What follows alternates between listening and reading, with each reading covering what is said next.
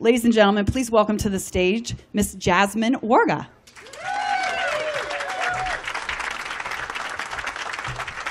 Great. Hi, thank you all so much for being here, and many thanks to Nancy Miller and the rest of the wonderful people who organized this lovely event. As was already said, I'm Jasmine Warga, the author of My Heart and Other Black Holes, which came out last February from HarperCollins. I'm going to start by telling you that even though the book has been out for over a year, I still get uncomfortable and nervous when people ask me to talk to them about what it's about. Because the most frank answer to that question is, well, it's about two teenagers who form a suicide pact, and that isn't exactly great cocktail conversation, but that's the whole problem.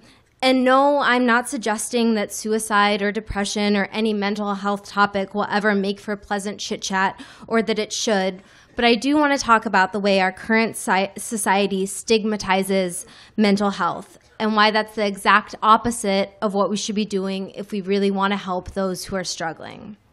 But before I delve into that, I'm going to sort of talk about what Jen just did by starting with a framework that, as you know, Nancy has wisely titled this event 1 in 5, because 1 in 5 people suffer from mental health problems, which means most likely everyone in this room either A, suffers from some sort of mental health ailment, or B, loves someone who does. So when put that way, I hope you'll start to see how pervasive it is and why it's so troubling and maddening that as a society, we stigmatize it to the point of quashing any real, meaningful, and actionable discussion about it.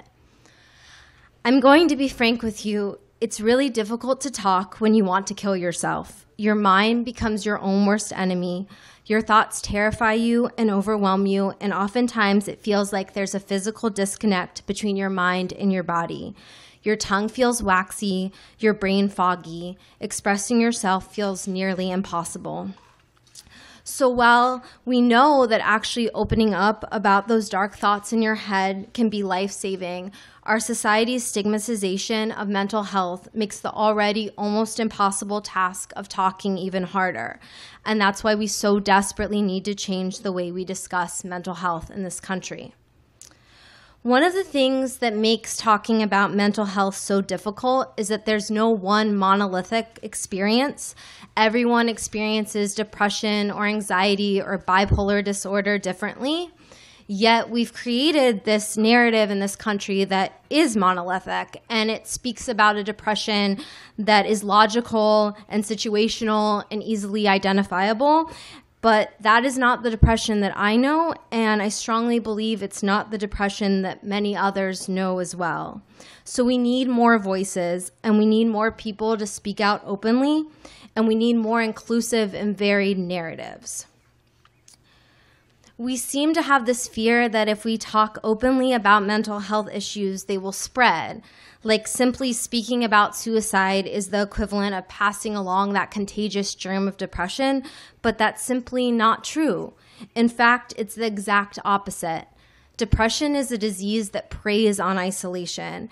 It is a disease that lies to you and manipulates you into further isolating yourself. So it's on us to try to combat that isolation that sufferers experience.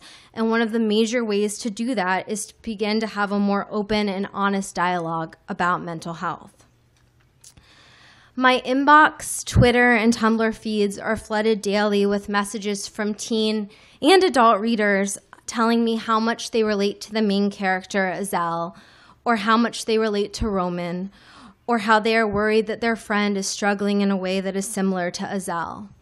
I've received numerous messages that describe in detail suicide attempts or vivid suicidal ideations, messages that talk about hard-won recoveries and necessary but difficult conversations with therapists and parents and friends. There are emails that make me smile, and there are emails that make me cry. But more than anything, I'm shocked by the sheer volume. If you saw my inbox, you would begin to wonder if the number is even higher than 1 in 5.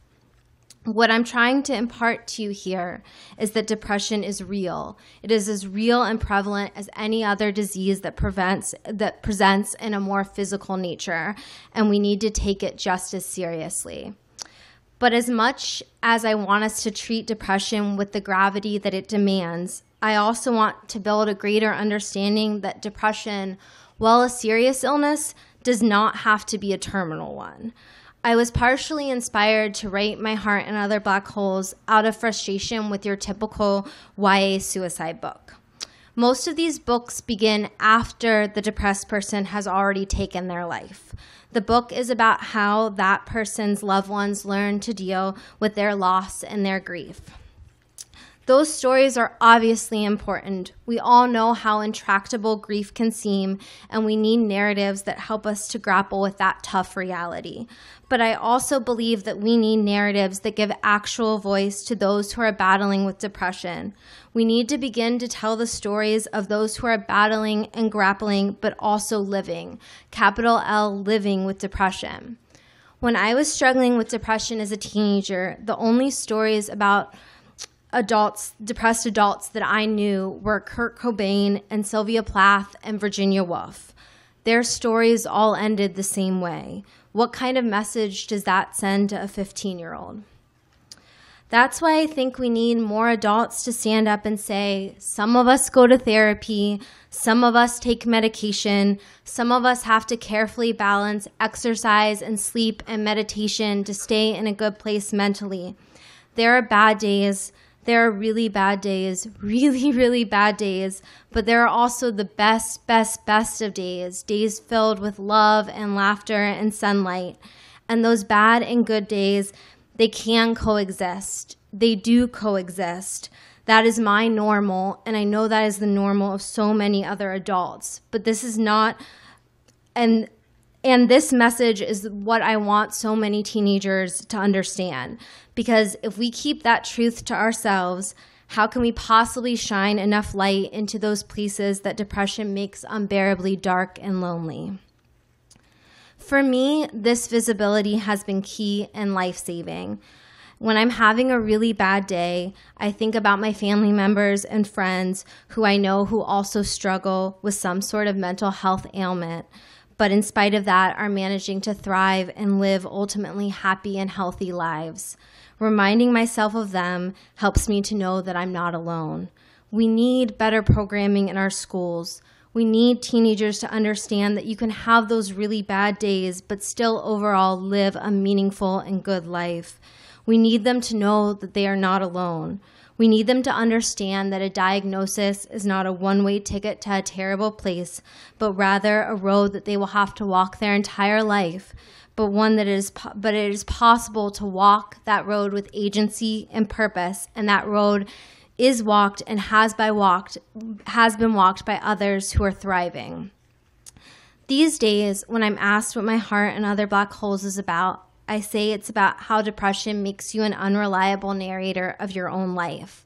How depression will convince you that you are unloved when in reality you are deeply loved, and how it will convince you that you are alone even when you are surrounded by friends. Our job as a society is to learn how to be better and more reliable mirrors to those who are suffering, to help tell those who are suffering a different story, to let them know that not only does it get better, you get better, to let them know that they're not alone in this fight. So I guess I'd like to end with asking everyone in this room to simply keep talking, keep telling your story and the story of those who you love, because even in the darkest of days, there are more good days ahead. We just have to wait for them. We just have to claim them. So let's claim them. Thank you.